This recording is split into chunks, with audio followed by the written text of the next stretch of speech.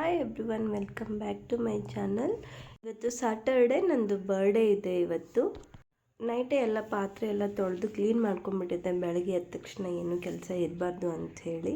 ನನಗೆ ಸ್ವಲ್ಪ ಕರಿಬೇವು ಬೇಕಾಗಿತ್ತು. ಅದನ್ನು ಫ್ಲಿಪ್ಕಾರ್ಟಲ್ಲಿ ಇವಾಗ 7 ಮಿನಿಟ್ಸ್ ಡೆಲಿವರಿ ಅಂತ ಒಂದು ಆಪ್ಷನ್ ಬೇರೆ ಸಿಕ್ಬಿಟ್ಟಿದೆ. ಹಾಗಾಗಿ ಆಲ್ಮೋಸ್ಟ್ ನಾನು ಅದರಲ್ಲೇ ಆರ್ಡರ್ ಮಾಡೋದಾಗ್ಬಿಟ್ಟಿದೆ ಬಂದಾಗಿಂದ. ಅಂದರೆ ಬೆಳಗ್ಗೆ ಹೋಗಿ ಬರೋಕ್ಕಾಗಲ್ಲ, ಬಂಗಾರಿ ಬೇರೆ ಇರ್ತಾಳಲ್ಲ, ಹಾಗಾಗಿ ಅದನ್ನೇ ಆರ್ಡರ್ ಮಾಡಿದ್ದೆ.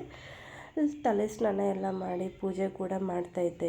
ಪಾಪು ಇನ್ನೂ ಮಲಗಿತ್ತು. ಅವಳು ಹೇಳೋದ್ರಲ್ಲೇ ಎಲ್ಲ ಮುಗಿಸ್ಬಿಡೋಣ ಅಂಥೇಳಿ ಪೂಜೆ ಬೇಗನೆ ಸ್ಟಾರ್ಟ್ ಮಾಡಿದ್ದೆ ನಾನು. ಈ ರೀತಿ ಸಿಂಪಲ್ಲಾಗಿ ಪೂಜೆ ಕೂಡ ಮುಗಿಸಿದೆ. ಬೇಗನೆ ಆಯಿತು ಎಲ್ಲ ಕೆಲಸ. ಪೂಜೆ ಎಲ್ಲ ಆದಮೇಲೆ ಬ್ರೇಕ್ಫಾಸ್ಟ್ ಕೂಡ ಮಾಡಬೇಕು ಅಂಥೇಳಿ ಇವತ್ತು ಸಿಂಪಲ್ಲಾಗಿ ಅವಲಕ್ಕಿ ಮಾಡ್ಕೊಂಡ್ಬಿಟ್ಟೆ. ಕಡಿಮೆ ಟೈಮಲ್ಲಿ ಆಗಬೇಕಂಥೇಳಿ. ಅಂದರೆ ಟೆಂಪಲ್ ಹೋಗಬೇಕಿತ್ತು ನಾನು, ಹಾಗಾಗಿ ಬೇಗನೆ ಟಿಫಿನ್ ಕೂಡ ಮುಗಿಸಿದ್ವಿ. ಅಂದರೆ ಬಂಗಾರಿ ಬಂದು 11 ಅಥವಾ 11:30 ಎದ್ದೇಳ್ತಾಳವಳು. ಅಷ್ಟನ್ನದ್ರಲ್ಲೇ ಹೋಗಿ ಬರೋಣ ಅಂಥೇಳಿ ಬೇಗನೆ ಹೋಗ್ತಾ ಇದ್ವಿ. ನಾನು ನಮ್ಮ ಏರಿಯಾದಲ್ಲಿನೇ ಒಂದು ಬಾಲಾಜಿ ಟೆಂಪಲ್ ಇದೆ. ನಮ್ಮ ಏರಿಯಾ ಅಂದರೆ ABB ಕಂಪನಿದ ಹಳೆ ಮನೆ ಇದ್ವಿ ನಾವು. ಅಲ್ಲಿ ಯಾವಾಗಲೂ ಸ್ಯಾಟರ್ಡೆ ಹೋಗ್ತಿದ್ವಿ ನಾವು. ಇವಾಗ ಮನೆ ಚೇಂಜ್ ಮಾಡಿರೋದ್ರಿಂದ ಹೋಗೋಕ್ಕಾಗ್ತಿಲ್ಲ, ದೂರ ಆಗಿದೆ. ಅಟ್ಲೀಸ್ಟ್ ಬರ್ಡೇಗಾದರೂ ಹೋಗೋಣ ಅಂಥೇಳಿ ಅಲ್ಲಿಗೇ ಹೋದ್ವಿ ನಾವು. ಸ್ಯಾಟರ್ಡೆ ಅಲ್ಲ, ಸೊ ದೇವರಿಗೆ ಸ್ಪೆಷಲ್ ಪೂಜೆ ಕೂಡ ಇರುತ್ತೆ. ದೇವ್ರ ದರ್ಶನ ಎಲ್ಲ ಚೆನ್ನಾಗಾಯಿತು. ದೇವಸ್ಥಾನಕ್ಕೆಲ್ಲ ಹೋಗಿ ಬಂದು ಮತ್ತೆ ಮನೇಲಿ ಅಡುಗೆ ಬೇರೆ ಸ್ಟಾರ್ಟ್ ಮಾಡಬೇಕಿತ್ತು ಮಧ್ಯಾಹ್ನ. ಇವತ್ತು ಸ್ಪೆಷಲಾಗಿ ಕಾಜು ಮಸಾಲ ಮಾಡ್ತೀನಿ ಅಂತ ಹೇಳಿದ್ದೆ ಮನೆಯವರಿಗೆಲ್ಲ. ನಿಮಗೂ ರೆಸಿಪಿ ಹೇಳ್ತೀನಿ, ಟ್ರೈ ಮಾಡಿ. ಮೊದಲು ಒಂದು ಪ್ಯಾನಲ್ಲಿ ಸ್ವಲ್ಪ ನೀರು ಹಾಕ್ಕೊಂಡು ಅದಕ್ಕೆ ಸ್ವಲ್ಪ ಗೋಡಂಬಿನ ಹಾಕಿ ಬೇಯಿಸ್ಕೋಬೇಕು. ಅದಾದಮೇಲೆ ಒಂದು 2ರಿಂದ 3 ಈರುಳ್ಳಿನೂ ಕೂಡ ಹಾಕಿ ಬೇಯಿಸ್ಬೇಕು. ಅದೊಂದು 2 ಮಿನಿಟ್ಸ್ ಬೇಯ್ದಾದಮೇಲೆ ಅದು ನೀರೆಲ್ಲ ತೆಗೆದು ಅದನ್ನು ಮಿಕ್ಸಿಗೆ ಹಾಕ್ಕೊಳ್ಳಿ. ನುಣ್ಣಗೆ ಪೇಸ್ಟ್ ಆಗೋ ಥರ ಮಿಕ್ಸಿಗೆ ಹಾಕ್ಕೊಳ್ಳಿ. ಈ ಕಡೆ ಆಯಿಲ್ ಅಥವಾ ತುಪ್ಪದಲ್ಲಿ ಒಂದು 10ರಿಂದ 20 ಎಷ್ಟು ನಿಮಗೆ ಬೇಕನ್ಸುತ್ತೆ ಅಷ್ಟು ಗೋಡಂಬಿನೆಲ್ಲ ಹುರ್ಕೋಬೇಕು.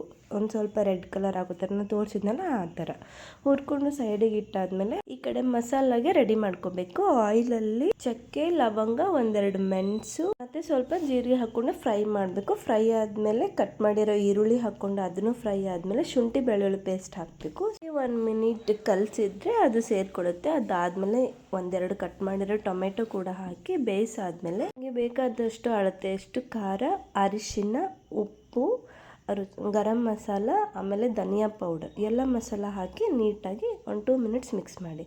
ಅದಾದಮೇಲೆ ನಾವು ಪೇಸ್ಟ್ ಮಾಡ್ಕೊಂಡಿರ್ತೀವಲ್ಲ, ಆ ಪೇಸ್ಟು ಕೂಡ ಇದರಲ್ಲಿ ಮಿಕ್ಸ್ ಮಾಡಿ 1-2 ಮಿನಿಟ್ಸ್ ತಿರುಗಿಸಿದ್ರೆ ನೀಟಾಗಿ ಬ್ಲೆಂಡ್ ಆಗುತ್ತೆ. ಅದಾದ ತಕ್ಷಣ ಹುರ್ಕೊಂಡಿರೋ ಗೋಡಂಬಿನೆಲ್ಲ ಸೇರಿಸಿ 2 ಸ್ಪೂನ್ ಜೇನುತುಪ್ಪ ಕೂಡ ಸೇರಿಸಿದ್ದೀನಿ ನಾನು. ಅದಾದಮೇಲೆ ಕ್ರೀಮ್ ಆ್ಯಡ್ ಮಾಡಿ ಲಾಸ್ಟಲ್ಲಿ ಕೊತ್ತಂಬರಿ ಸೊಪ್ಪು ಹಾಕಿದರೆ ನಾಟಿ ಸ್ಟೈಲ್ ಕಾಜು ಮಸಾಲ ರೆಡಿ ಆಗಿಬಿಡುತ್ತೆ. ಮತ್ತು ಊಟಕ್ಕೆ ಚಪಾತಿ ಕೂಡ ಮಾಡಬೇಕಿತ್ತು, ಅದನ್ನು ಮಾಡ್ತಾಯಿದ್ದೆ ನಾನು. ಬೇಗನೆ ಮಾಡ್ತಾಯಿದ್ದೆ, ಸ್ವಲ್ಪ ಲೇಟ್ ಆಗಿಬಿಟ್ಟಿತ್ತು ಊಟಕ್ಕೆಲ್ಲ. ಹಾಗಾಗಿ ಫೈನಲಿ ನಾನು ಊಟಕ್ಕೆ ಎಗ್ ಬಿರಿಯಾನಿ ಮತ್ತು ಕಾಜು ಮಸಾಲ ಮತ್ತು ಚಪಾತಿನ ಮಾಡಿದ್ದೆ. ಇದು ನಂದು ಬರ್ಡೇ ಸ್ಪೆಷಲ್. ನಾವೇ ಮಾಡಬೇಕು, ನಾವೇ ಬರ್ಡೇ ಮಾಡ್ಕೋಬೇಕು, ಎಲ್ಲ ನಮ್ಮದೇ. ಈ ಕಡೆ ಒಂದು ರೂಮಲ್ಲಿ ನಮ್ಮ ತಮ್ಮ ಮತ್ತು ನಮ್ಮ ತಂಗಿ ಬರ್ಡೇಗೆ ಅಂಥೇಳಿ ಡೆಕೋರೇಷನ್ ಮಾಡ್ತಾಯಿದ್ರು. ನಾನು ಆ್ಯಕ್ಚುಲಿ ಅವ್ರಿಗೆ ಹೇಳಿದ್ದೆ, ನನಗೆ ಪಿಂಟ್ರೆಸ್ಟ್ ಬೋ ರೆಫರೆನ್ಸ್ ಥರ ಟ್ರೆಂಡಿಂಗ್ ಇದೆ ಅಲ್ಲ, ಆ ಸ್ಟೈಲಲ್ಲಿ ಡೆಕೋರೇಟ್ ಮಾಡಿ ಅಂತ ಹೇಳಿದೆ. ಪಾಪ ನೀಟಾಗಿ ಮಾಡಿದ್ರು. ಲೈಟಿಂಗ್ಸಲ್ಲಂತೂ ಸಖತ್ತಾಗಿ ಕಾಣಿಸ್ತಿತ್ತು ನೈಟಲ್ಲಿ. ಅಂದರೆ ನಾವು ಬಲ್ಬೆಲ್ಲ ಹಾಕಿರಲಿಲ್ಲ, ಆ ಲೈಟಿಂಗ್ಸಲ್ಲೇ ನೀಟಾಗಿ ಕಾಣಿಸ್ತಿತ್ತು. ಚೆನ್ನಾಗಿ ಮಾಡಿದ್ರಲ್ಲ, ನಿಜ ನನಗಂತೂ ಸಿಕ್ಕಾಪಟ್ಟೆ ಇಷ್ಟ ಆಯಿತು. ನೋಡಿದ ತಕ್ಷಣವೇ ಎಷ್ಟು ಚೆನ್ನಾಗಾಯ್ತಲ್ಲ ಅನ್ನಿಸ್ತು. ಅಂದರೆ ತುಂಬ ಕಡಿಮೆ ಬಜೆಟು, 200 ಮ್ಯಾಕ್ಸಿಮಮಲ್ಲಿ. ಬಲೂನಿಗೆ 100, ಅದು ಬೋಗೆಲ್ಲ ಮ್ಯಾಕ್ಸಿಮಮ್ 100 ಅಷ್ಟೇ. ನಿಮಗೂ ಕೂಡ ಡೆಕೋರೇಷನ್ ಇಷ್ಟ ಆಯಿತು ಅನ್ಕೋತೀನಿ. ನೀವು ಟ್ರೈ ಮಾಡ್ಬೋದು, ನಿಜ ಕಡಿಮೆ ಬಜೆಟಲ್ಲಿ ಸಿಗುತ್ತೆ ನೋಡಿ. ಇದು ಮಾಡ್ಬೋದು ನೀವು ಆರಾಮಾಗಿ ನಿಮ್ಮದು ಲವೇಬಲ್ ಪರ್ಸನ್ನಿಗೆ.